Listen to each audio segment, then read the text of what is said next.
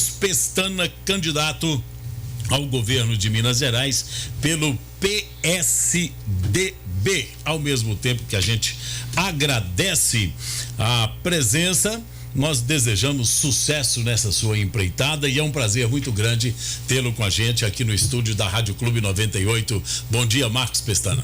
Bom dia, o prazer é todo meu estar aqui na Rádio Clube, que é uma rádio a mais tradicional de Patos de Minas, uma das mais antigas do Brasil. Exato. E que cumpre um papel social essencial, levantando os grandes temas de interesse da comunidade. Eu estou muito feliz de estar aqui em Patos, revendo os amigos. Muitas vezes vim aqui como secretário de Planejamento do Estado, como secretário estadual de Saúde, que fui por 8 anos, e como deputado, sempre presente, porque Patos é a capital do Alto Paranaíba, é uma cidade onde a gente respira empreendedorismo.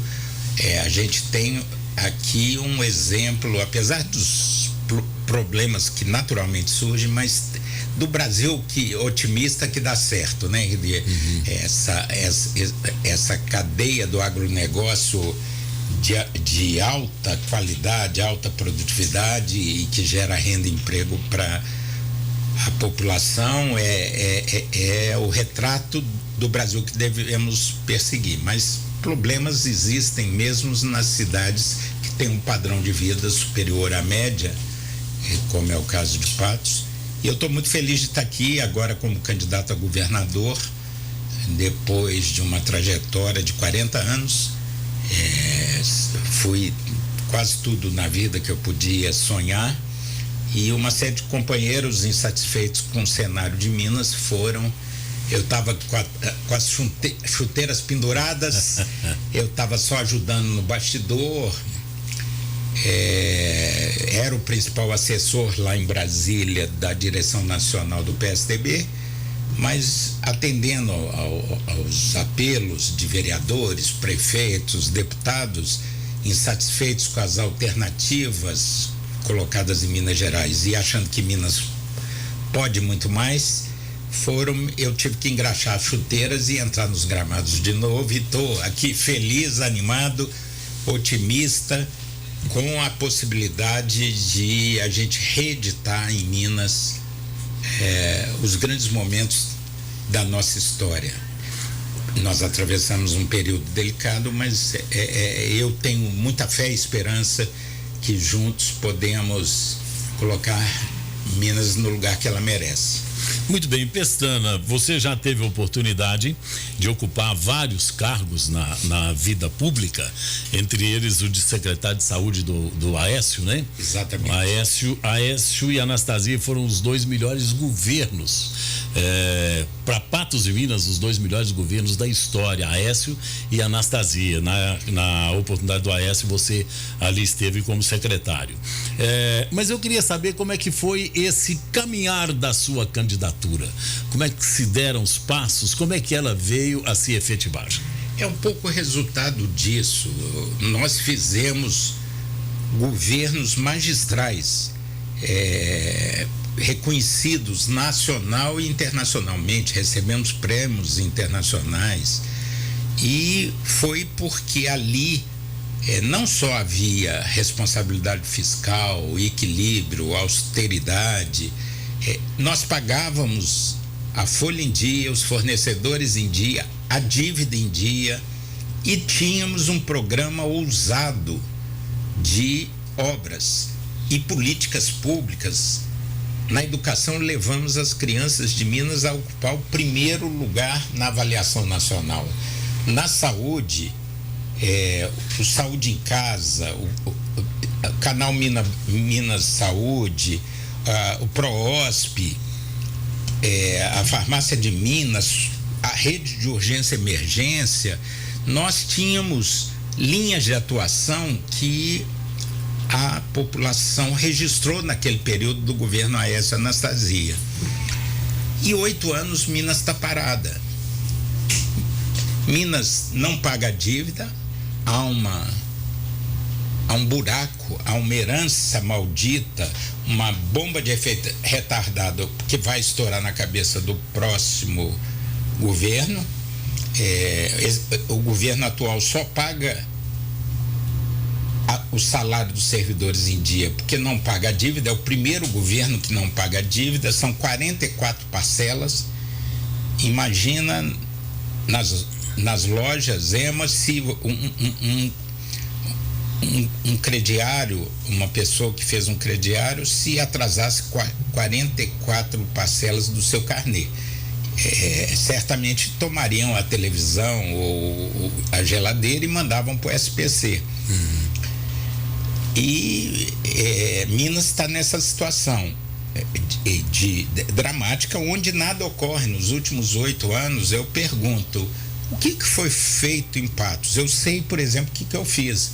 Hospital de Câncer, a modernização do Antônio Dias, tinha um gargalo, não tinha tomógrafo público, colocamos, fizemos a UTI neonatal para partos de alto risco, fizemos a reforma geral do hospital, a revitalização e unidades básicas, diversas unidades básicas construídas ou reformadas e ampliadas através do Saúde em Casa.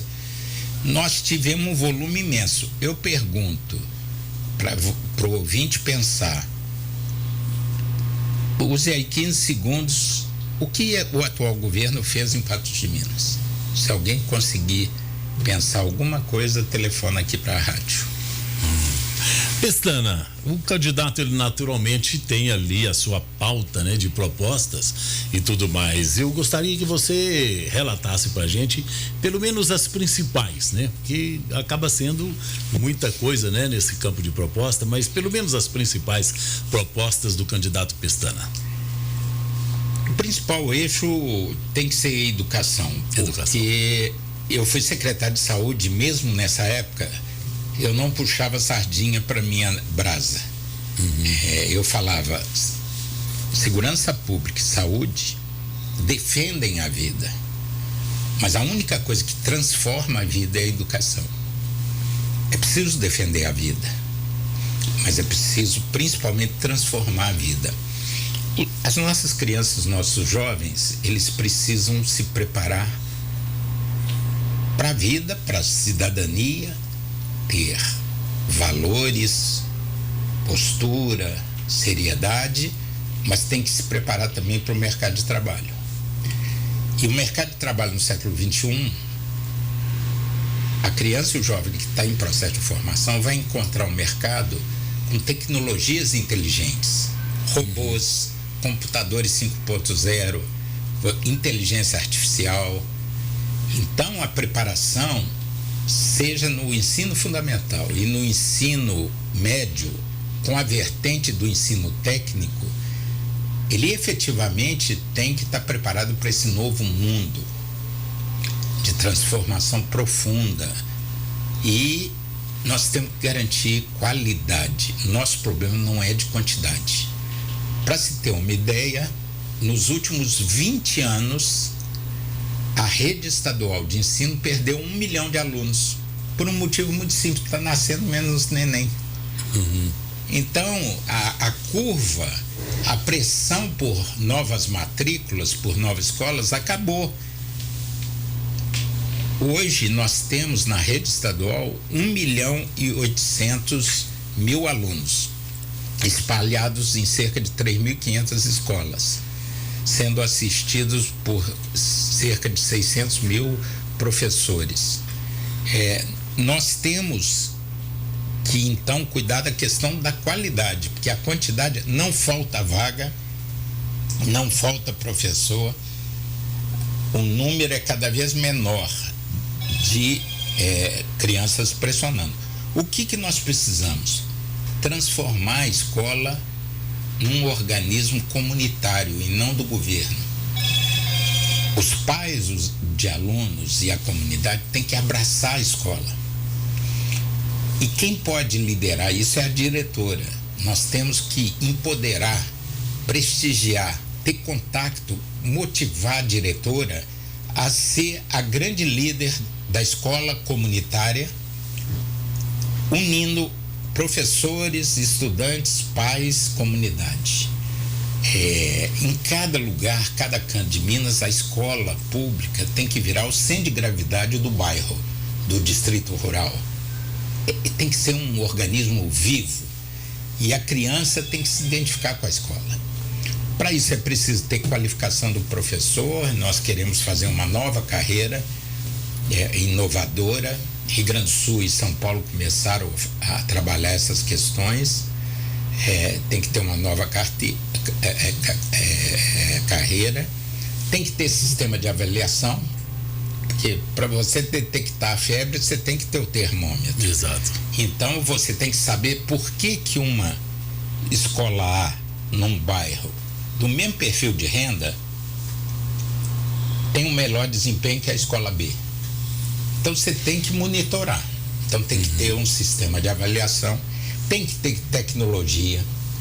Não é possível, os meninos, as crianças vão na lan house jogar joguinho eletrônico, aí chega lá na aula, tá o professor só com giz, ele vai dormir, ele não vai ter interesse, vai fazer bagunça ou vai dormir, porque ele está acostumado com essas novas tecnologias. Então, a tecnologia não pode ter um mito que a tecnologia em si vai resolver o problema do ensino, mas é uma ferramenta poderosa para gerar interesse. Essa questão da escola, a criança tem que acordar de manhã, sair da cama às 6:30 da manhã, falar assim, oba, eu vou para a escola e tal. Ele tem que comemorar isso, ele tem que ser um ambiente, por isso que tem que ter muita atividade lúdica, esportiva, artística, para gerar um clima onde a criança acredite na escola como uma coisa fundamental na vida dela. E nós sofremos um baque na pandemia, principalmente as crianças pobres que não tinham internet de qualidade, tiveram um vácuo no seu processo de aprendizado. Vai ser preciso um esforço adicional nesse final de ano e no ano que vem para recompor e não desanimar os jovens e as crianças com a escola. A saída no ensino médio já está preocupante, a evasão.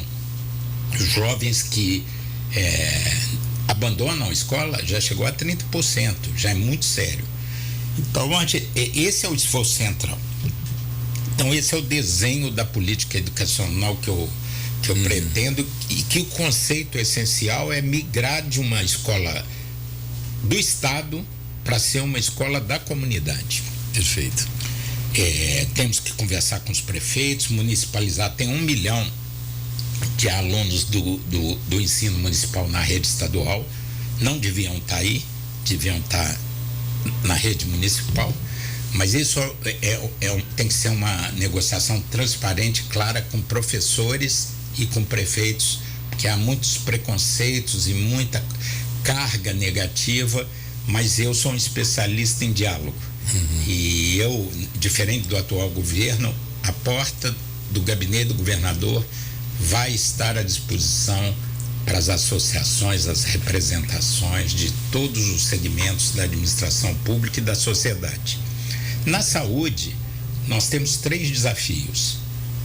Eu fico triste porque os 2 últimos governos acabaram com tudo que eu fiz, que foi uma gestão coroada de êxito e que ganhamos reconhecimento nacional e internacional, mas acabaram com saúde em casa, que era o tempero mineiro na saúde da família, que era para qualificar o trabalho da atenção primária em cada bairro, em cada canto de Minas Gerais.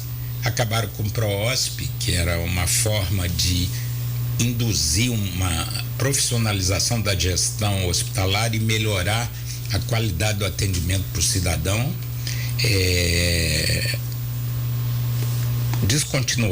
Terminaram com o programa de fortalecimento dos consórcios. O Farmácia de Minas, que tinha uma lógica que foi premiada, ganhou o prêmio como a melhor experiência de assistência farmacêutica básica pelo Conselho Federal de farmácia bioquímica, mas foi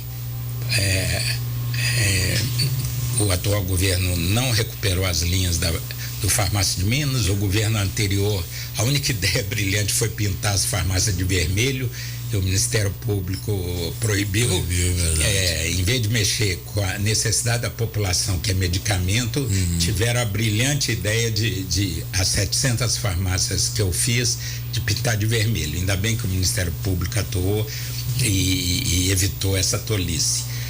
Então, a primeira linha na saúde é recuperar os programas que davam certo da minha época. Mas tem dois outros pontos. O aprendizado da pandemia. Nós temos que nos organizar no mundo globalizado, outras pandemias virão e nós não podemos dormir sob os louros da vitória, até porque não há muito o que comemorar. O Brasil podia ter salvo 500 mil vidas se tivesse uma gestão melhor da pandemia. Nós temos 2,7 só de cada 100 habitantes do mundo, 2,7 são brasileiros. No entanto, de cada 100 pessoas mortas no mundo pela Covid, 10,5 são brasileiros. Então, alguma coisa está descasada aí. Alguma coisa aconteceu. E eu digo que foi a má gestão, as brigas queda de braço, né? A queda de braço, a falta de mais apoio à população, mais esclarecimento, e aí acabou que nós tivemos vamos chegar a 700 mil mortes, e devíamos ter tido muito menos. O razoável, o Brasil é inevitável uma pandemia levar vidas, mas nós não devíamos nem de perto. Nós teríamos que ter 150 mil vidas perdidas e vamos chegar a 700.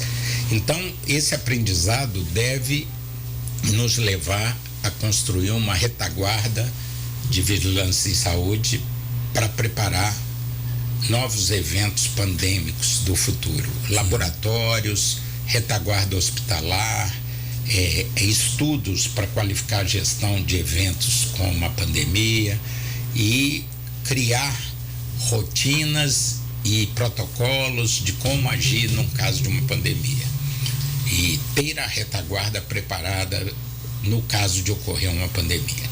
E a terceira coisa é a saúde 5.0. Precisamos utilizar na própria pandemia a telesaúde. Desenvolveu muito. Muita gente está fazendo consulta por internet.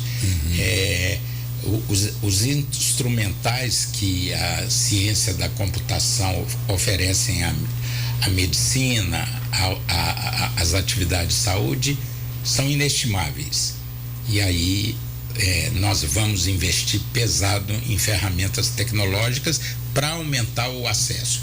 E por último, para citar, eu não vou poder detalhar o programa de governo todo, mas na questão da segurança pública, nós temos uma tradição que nos orgulha das nossas polícias. A nossa polícia militar tem um padrão ético, um padrão de formação que nos coloca em outro patamar em relação a outros estados, onde, por exemplo, a corrupção, a desconfiança, não há cultura de respeito aos direitos humanos. Aqui não, nós temos uma excelente polícia, só que houve uma questão fundamental que o governador quebrou a palavra, assinou um documento, disse que ia fazer uma determinada coisa, um aumento escalonado, e rompeu.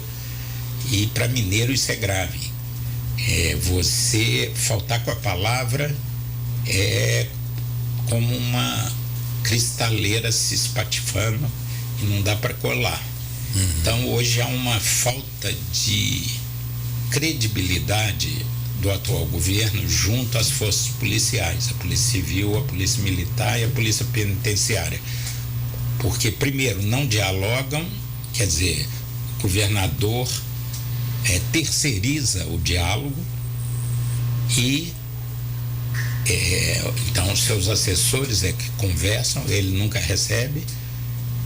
E ao adotar uma decisão, ele quebrou o pacto de confiança. No meu governo, eu vou não só dialogar diretamente, como aquilo que eu falar vai ser cumprido. Esse é um pacto essencial. E a Polícia Civil e Militar precisa de suporte, de fortalecimento, tem as coisas de reequipamento permanentemente, de melhorar as ações de inteligência. A Polícia Civil e Militar sabe fazer. Precisa de um entrosamento com o comando do governo, com o governador, e uma pedra de toque do meu plano é a integração com a comunidade e com as prefeituras. As prefeituras têm que se engajar, têm experiências vitoriosas no Brasil de participação das prefeituras na estratégia de segurança pública. E por último, meio ambiente é preciso da seriedade. A agenda do século XXI, o outro nome do século XXI é desenvolvimento sustentável. Nós temos uma urgência grande, dada a fome e o desemprego, de criação de renda e emprego. Mas o desenvolvimento econômico não pode ser de qualquer jeito. Nós não temos o direito de sacrificar o horizonte ambiental dos nossos filhos, dos nossos netos. Nós não podemos exaurir o planeta. E está claro aí as mudanças climáticas. Então nós não podemos ser conivente com desmatamento predatório. Nós temos que descobrir formas, e a tecnologia dá isso. Aqui em Patos de Minas nós temos uma agricultura moderna de alta produtividade, então não necessariamente o crescimento da produção para gerar emprego e melhorar a renda das pessoas conflita com o meio ambiente.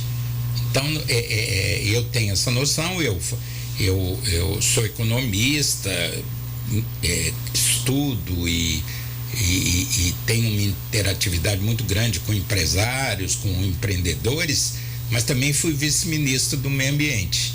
Então, no fundo, tudo é bom senso, experiência e competência para tirar as ideias do papel.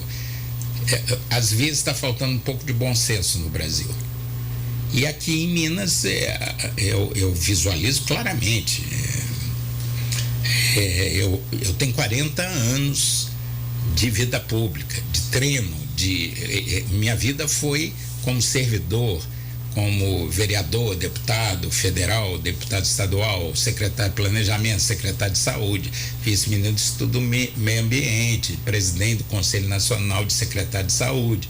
Minha vida sempre foi cuidar dos outros. Meus adversários entraram na vida pública, eles estavam legitimamente até ganhando dinheiro na iniciativa privada, enquanto eu lutava pela democracia e cuidava das pessoas. Eles entraram agora, o Calil há 6 anos e o Zema há 4. Quer dizer, são 40 anos contra 6 e contra 4. E com um legado, o Hospital de Câncer de Patos, nós que trouxemos para cá. As mudanças no Antônio Dias, os investimentos que foram feitos, eu sei, é de carne e osso. Então tem uma comparação de legados, de heranças, quem deixou herança na vida pública positiva para o dia a dia da população. E a vocação para o diálogo. O atual governador brigou com a Assembleia Legislativa, é o primeiro governador a não ter maioria na Assembleia, na história de Minas. Todos os governadores, Francilino, Nilton Cardoso, Aureliano, Tancredo Neves, Aécio Neves, Eduardo Azeredo, Pimentel, todos conseguiram construir, através do diálogo, uma maioria para provar as coisas e a realidade avançar. O atual governador Zema é o primeiro na história que não conseguiu votar as coisas. Não tem explicação lógica. É porque ele, na verdade, ele não sabe fazer. né? E ninguém governa sozinho. Então, assim, eu estou colocando meu nome, fazendo a minha parte, me sinto maduro, eu ofereço uma perspectiva segura, tenho muita experiência na política e também isso me diferencia. Na hora que o povo brasileiro estava nas ruas lutando pela democracia e pela liberdade, no período de conquista da anistia, das diretas já, eu era vereador, eu estava coordenando esses movimentos em Juiz de Fora. Os meus adversários têm mais ou menos a minha idade e eu pergunto onde eles estavam. Eu estava junto com o povo brasileiro nas ruas, defendendo a liberdade e a democracia. Então há muitas diferenças. O que eu estimulo o ouvinte é prestar atenção. Eu sei que está todo mundo muito desanimado. A população passou por um processo muito desgastante que veio desde a Lava Jato, corrupção, a maior recessão da história no governo Dilma, depois o aumento do desemprego, da fome, as desigualdades aumentaram, veio a pandemia, a condução não foi satisfatória, e aí o povo está muito desesperançado. Essa é a verdade. Nós fizemos pesquisas, nós estamos captando, nós estamos há 30 dias da eleição e nas ruas você não vê clima de eleição. A eleição não entrou no radar da população, não conquistou corações e mentes. Aquela série de entrevistas com os presidenciáveis no Jornal Nacional, que tem alta audiência, e o debate na Bandeirantes domingo, pode ser que comecem, e a entrada da TV, que começou sexta-feira passada, pode ser que chame a atenção da população. E eu digo a cada um dos seus ouvintes, é o seu futuro que está em jogo. Você pode até não querer mexer com a política, mas a política vai mexer com a sua vida. Tudo. Muito. Preço de combustível, preço de alimento, qualidade da educação nas escolas públicas, acesso ao SUS, qualidade de atendimento médico no sistema público, meio ambiente, proteção e defesa do meio ambiente, boa segurança pública, a sensação de segurança, tudo isso parte de decisões políticas, obras, realizações. Então, eu sei que você está desanimado aí, nosso ouvinte em geral está desesperançado, não há encanto, não há uma admiração profunda por nenhum líder, mas pense bem, daqui a 30 dias é uma encruzilhada. O bonito na democracia é que o poder volta para o seu verdadeiro dono e a semente do futuro nasce da mão de cada um, com seu voto. Isso é que constrói um país. Ninguém chega em Brasília empurrado pelo vento ou caindo com a chuva. Todo mundo que está lá em Brasília é eleito. É do seu voto que nasce. Vamos pensar bem, eleger bons deputados, vamos eleger bons governadores, um bom presidente da República. E eu estou convicto, senão não seria candidato, que eu estou maduro, preparado para, dentro das dificuldades que Minas passa, ter uma grande equipe, porque eu tenho relacionamento do Brasil em Minas para formar uma grande equipe e, nas condições concretas, com todas as dificuldades, fazer um grande governo. Muito bem, nós estamos falando com Marcos Pestana, candidato a governador pelo PSDB. Pestana, seu vice é o Brant. Exato, é Paulo Brant. Paulo Brant. Paulo Brant é um amigo de 30 anos. Eu sou muito amigo da família Brant, que lá na capital em algumas cidades como Diamantina, porque há uma passagem, o pai do Paulo era uma pessoa admirável, era juiz de direito e que circulou várias cidades. E ele educou uma família. O Roberto Brant, que é o filho mais velho, irmão mais velho do Paulo, é um dos parlamentares mais inteligentes, cultos, que já passou no Congresso Nacional. Hoje ele é assessor da Confederação Nacional da Agricultura. Roberto é uma pessoa fantástica. Eu era muito amigo do nosso querido, e que não está mais entre nós, o Fernando Brant, que é o letrista do Milton Nascimento, que fez alguns dos mais belos poemas musicais junto com o Milton Nascimento. O Fernando já se foi, era um grande amigo. E o Paulinho é um dos economistas, um dos técnicos mais respeitados em Minas Gerais. Ele é um craque, economista do Banco de Desenvolvimento de Minas Gerais, já foi presidente de uma grande empresa, a Senibra, de papel de celulose, já foi assessor estratégico da Federação das Indústrias. Então, o Paulinho, além de ser uma pessoa encantadora, com o coração, com a alma do tamanho do mundo, uma pessoa carinhosa, sensível, com grande aptidão para as ações de governo, porque ele tem a sensibilidade social. Então, essa escolha foi porque Minas, ao contrário do que muita gente pensa, o atual governador tenta passar a ideia que o trem está nos trilhos e que a casa está arrumada. Lê do engano. Eu sou especialista em finanças públicas e, para não parecer embate eleitoral, quem quiser entra no site do Tesouro Nacional, do governo federal. É o mesmo Tesouro Nacional, é uma instituição de Estado especialista em finanças que faz o acompanhamento dos estados. Era o Tesouro Nacional do governo Fernando Henrique, do Lula, da Dilma, do Temer, do Bolsonaro. O Tesouro Nacional está lá, é uma instituição técnica de Estado. Entrem lá no relatório de saúde financeira dos estados. Eles têm uma classificação, eles dão uma nota para os estados A, B, C e D. O Espírito Santo e a Paraíba tem A, vários têm B e C. Minas está em último lugar junto com o Rio de Janeiro com nota D. Por quê? Então, como é que a casa está em ordem? Será que o governo Bolsonaro está manipulando para derrubar o Zema? Não, é uma questão técnica.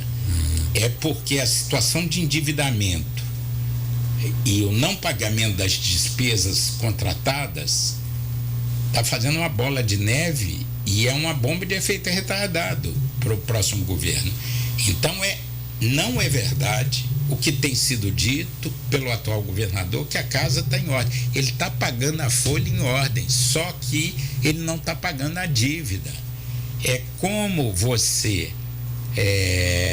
parasse de pagar seus carnês todos de dívida para pagar o salário, a comida. Ele fez isso, mas só que chega uma hora, essa dívida que já soma 44 bilhões de reais, isso vai ter que ser pago. O governo federal está segurando a onda de Minas como avalista, então ele paga no nosso lugar, mas ele tem um contrato de direitos que ele tem que, por lei, cumprir. Então, assim, a casa não está em ordem. O governador Zema não é isso que os marqueteiros tentam construir, exagerando até o mineirês, o caipirês, que o mineiro não fala daquele jeito. O mineiro do interior, o produtor rural, ele é inteligente e esperto. Ele não, eu não gosto dessa caricatura do Jeca, como mineiro fosse Jeca. Não é. O mineiro do campo, das cidades, ele é inteligente, ele é antenado. tem isso de ficar falando daquele jeito, não.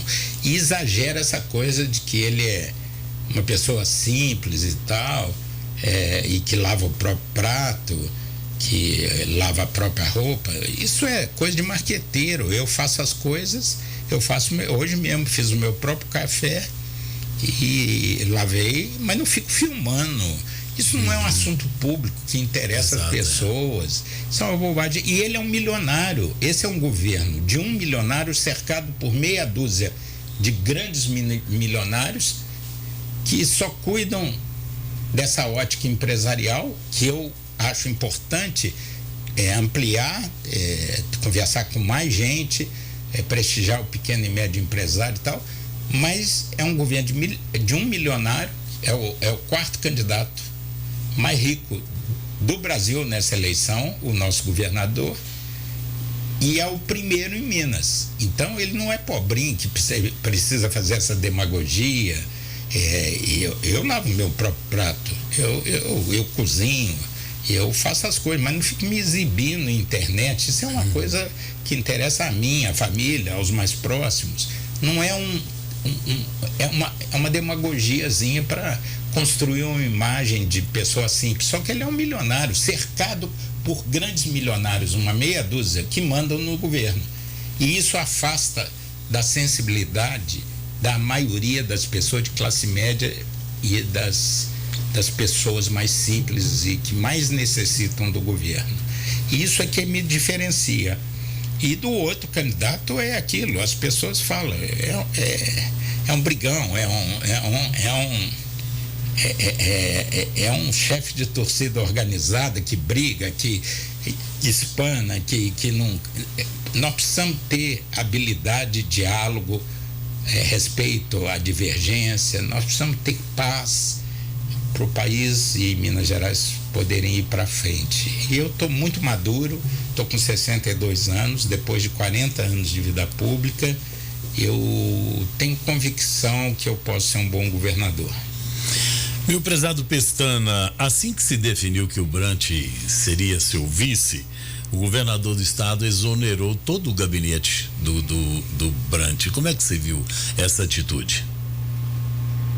Eu tenho amigos no Partido Novo, mas o Novo está cada vez mais velho, com práticas cada vez mais velhas e condenáveis. Eles tinham escrito no programa deles que eles eram contra a reeleição. O primeiro governador que eles elegeram está indo para a reeleição. Eles eram contra alianças partidárias, coligações. Eles fizeram coligações com alguns dos setores mais atrasados de Minas. Agora pode, Centrão e tal, juntar. Não podia. Eles eram contra o uso da máquina do governo. Já houve denúncias, se instalou no Palácio Tiradentes uma máquina para seduzir prefeitos, oferecer 1,5 milhão, 2 milhões de convênio depois da eleição, para apoiar o governo e o governador. Eram contra práticas antigas, eram a favor da liberdade. O Novo diz isso, é um partido liberal. Os dois principais assessores estão telefonando para os prefeitos, para os dirigentes de algumas organizações sociais, ameaçando que se aderir a outra campanha, a minha, ou do Calil, ou do Viana, que vão para a lista negra. Isso é uma coisa absolutamente antiga. E também vem esse fato. O Paulo Brant já tinha revelado suas divergências. Saiu do Novo e veio para o PSDB e soltou uma carta listando aquilo que ele percebia que estava errado. Paulo Brant tem uma afinidade histórica comigo, essa visão social-democrata que tem que prestigiar a economia de mercado, os empreendedores, os investidores, mas que o Estado tem que atuar firme na regulação, na educação pública, na saúde pública. Então, o Paulo tinha divergências. Ele é tão vice-governador quanto o Zema é governador. São mandatos. Eles dois no executivo são os únicos que têm um mandato do povo. Ele não é nomeado. E aí, de repente, por retaliação mesquinha, medíocre, pequena, me parece até, porque todo mundo falou, o Zema é gente boa e tal, eu falei assim, diante disso, se não era um lobo em pele de cordeiro, porque ele demitiu, entre outros, 23 assessores. A vice-governadoria é uma instituição de Estado, é um mandato.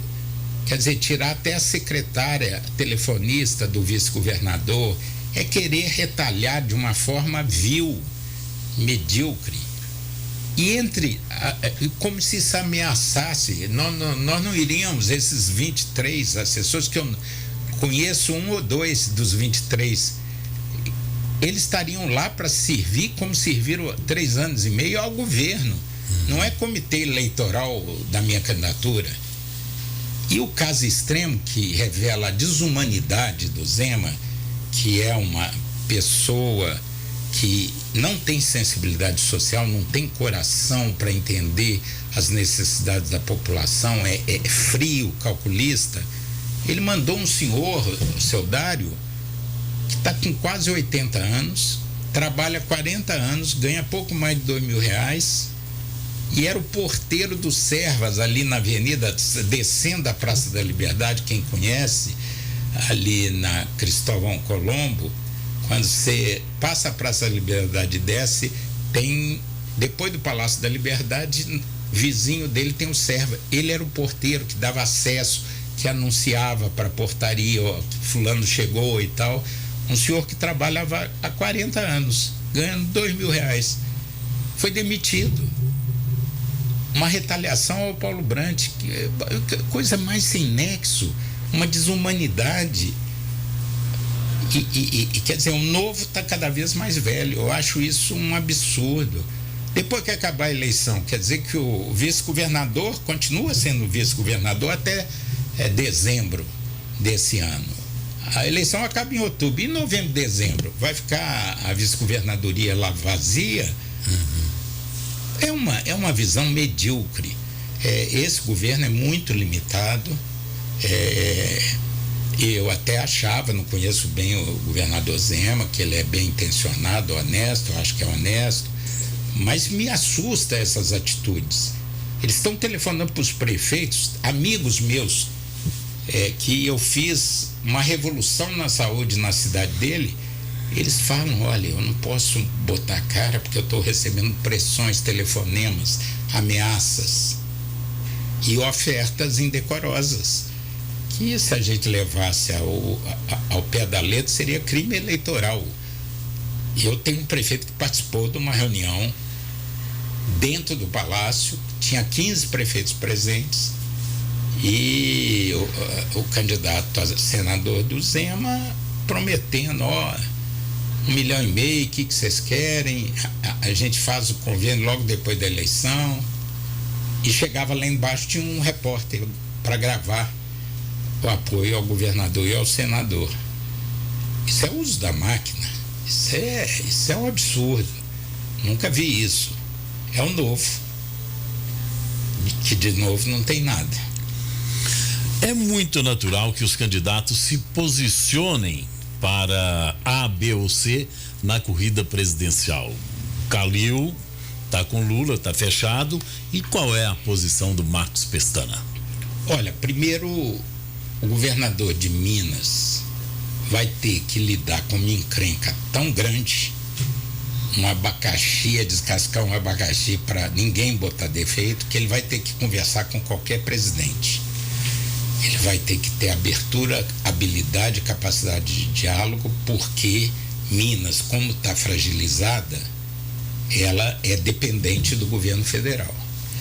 Então, e eu sou da turma do velho Tancredo Neves. O Tancredo falava que em Minas quem briga são as ideias, não as pessoas. O Calil está pendurado no Lula. O eleitor não gosta disso. Ele não vota em alguém por causa de outro. Cada um tem que andar pelas próprias pernas. Nós temos que discutir Minas Gerais. E o Calil foi eleito em Belo Horizonte em 2016, metendo o pau no PT, no Lula, no Pimentel, nos políticos em geral, no então prefeito Márcio Lacerda, que foi um excelente prefeito. Ele era uma metralhadora giratória, veio em nome da antipolítica e agora fica aí pendurado no Lula. Ele falou, tem declarações contundentes, radicais do Calil, mandando o pau no PT e Então essa relação, o povo não é bobo. Essa relação do Calil com Lula é uma coisa eleitoral oportunista. Ele está querendo chupar sangue da popularidade do Lula. Do outro lado, o Zema está dando de migué, está dando de esperto. Na verdade, ele está sem definição, enrolando todo mundo. Minha posição sempre foi, em Brasília, o último ano e meio, eu trabalhei por uma coisa chamada terceira via. Eu acho que essa polarização intensa, política sempre tem polarização. Aqui na disputa de prefeitura de Patos de Minas, em qualquer prefeitura, qualquer eleição presidencial, o problema é o tipo de polarização. Está chegando a um ponto que 2 amigos meus falaram que o almoço de domingo da família foi suspenso porque reunia tios, primos, era aquelas festas grandes domingo, almoço de família grande, e que a corrente A não conseguia mais conviver com a corrente B, melou. 2 amigos diferentes me contaram isso. Tem amizades sendo desfeitas por causa que ser de corrente A ou corrente B e vira uma coisa irracional. Você não exerce os princípios da democracia. Para exercer a democracia, você tem que reconhecer a legitimidade de quem pensa diferente de você. Você não pode encarar ele como um inimigo a ser abatido. Não é uma guerra. Ele é um adversário eventual e um interlocutor. Você vai ter que dialogar com ele, porque para as coisas avançarem você tem que criar um mínimo de entendimento. Mas está horrível esse tipo de polarização. Então eu achava que o Brasil precisava de uma calma, de um pacificador, de alguém que desarmasse essa polarização entre Lula e Bolsonaro. Por isso que no meu palanque nós temos a proposta da terceira via, tanto o Ciro como a Simone Tebet. Então, mas eu vou centrar a discussão, porque eles têm televisão, eles fizeram o debate domingo, é uma ilusão, a gente tem uma ilusão, a gente acha que o povo é bobo, não é não. Ele faz suas opções por sua própria cabeça. A gente tem ilusão que a gente conduz o voto de alguém. Não, eles vão ver lá e escolher o presidente que eles se identificam. Não é o Calil falando, ou eu falando, ou o Zema falando, que vai induzir a pessoa a votar em A, B ou C. Mas eu acho que precisava desarmar. Eu tenho muita preocupação de uma polarização que derive em fenômenos e ocorrências como aquela de Foz do Iguaçu, que foi muito triste. As pessoas não vale a pena se matar por política. Política é uma ferramenta para melhorar o mundo. Vamos respeitar o que cada um acha.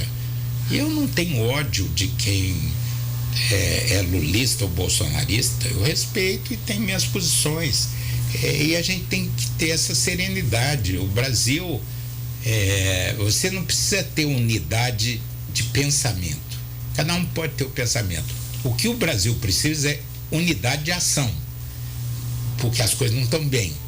Então nós precisamos mudar as coisas, arregaçar as mangas e agir. Mas a partir da diversidade de pensamento.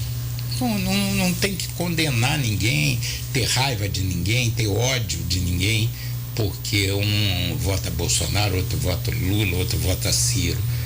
Isso é natural. nem o paraíso nem o inferno vão se instalar 48 horas depois da eleição. É um mito isso. É uma coisa demagógica, populista. Você cria assim e fala assim, nada que foi feito para trás presta, e eu vou inaugurar um novo tempo que o paraíso vai se instalar. Isso é uma inverdade. A vida não para. A vida é um moto contínuo. A gente tem que melhorar e avançar mais. Mas não é essa coisa, essa ruptura que o inferno ou o paraíso se instala, não. Nós somos mortais, todos têm defeitos, qualidades. A gente tem que ter mais serenidade. E eu sempre falo, cada um tem jeito, um jeito para uma coisa. Você tem um talento, voz, para radialista, para comunicador, o Neymar para jogar bola, o Milton Nascimento para fazer música e tocar violão, um para ser comerciante, o outro para ser cartola de futebol. Eu tenho vocação, estilo para ser administrador público e liderança política. A minha vida foi assim desde os 16 anos de idade. Você ser governador, prefeito ou presidente da República é uma função como qualquer outra. Há um mito assim, todos são humanos, todos têm pecados e virtudes, defeitos e qualidades. Um cantor, um jogador de futebol, um engenheiro, um cirurgião, cada um tem uma habilidade. E ser governador de Minas, ser presidente da República, ser prefeito de Minas, exige determinadas habilidades, determinada experiência.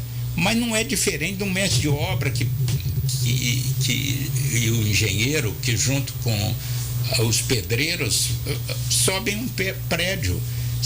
Isso chama divisão de trabalho. Se todo mundo fizesse a mesma coisa, o mundo não era o que era. Exato. Então você tem que dividir o trabalho.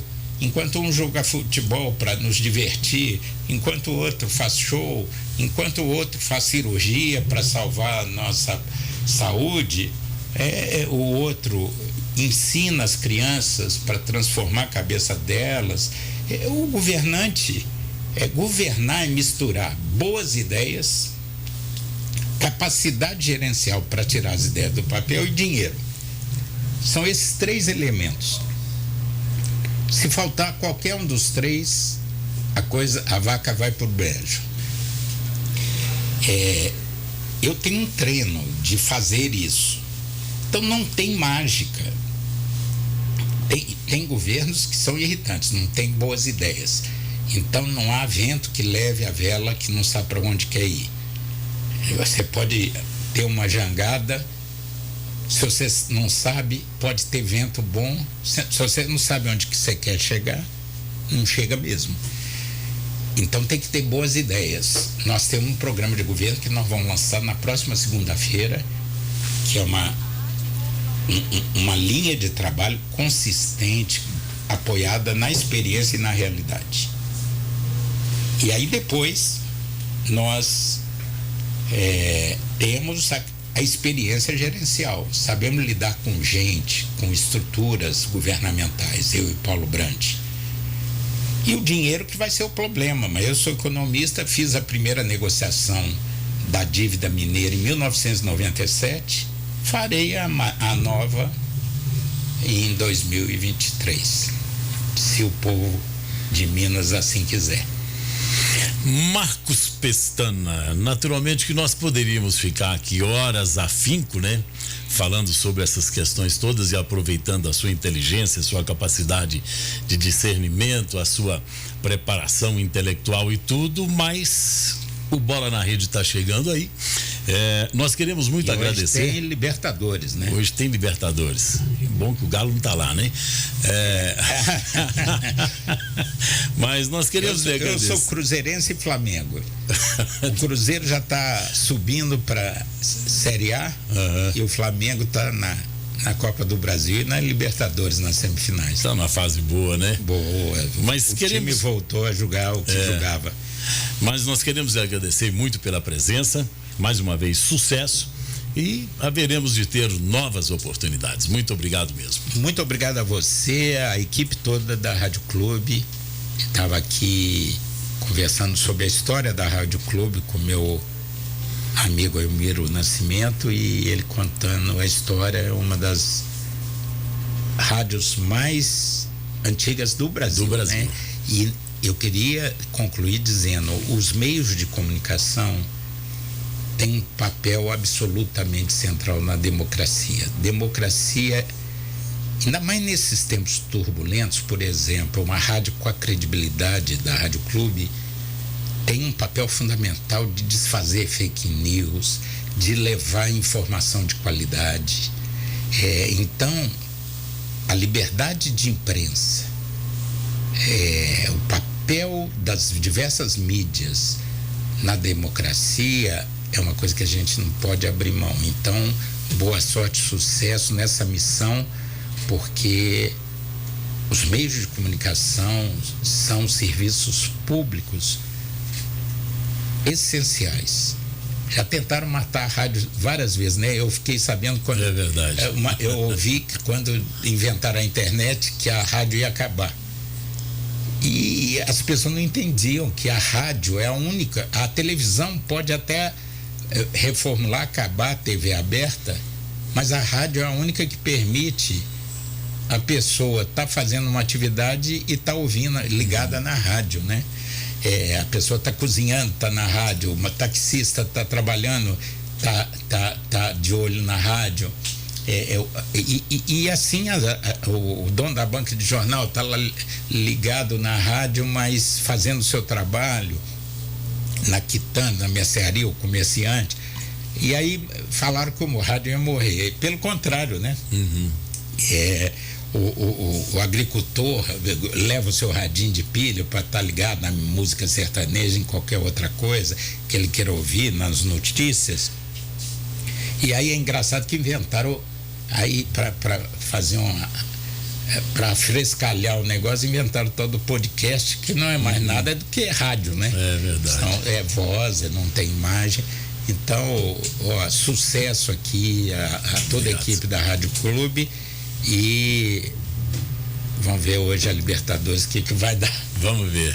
Um Obrigado. abraço. Felicidade sempre. 11h05, está terminando.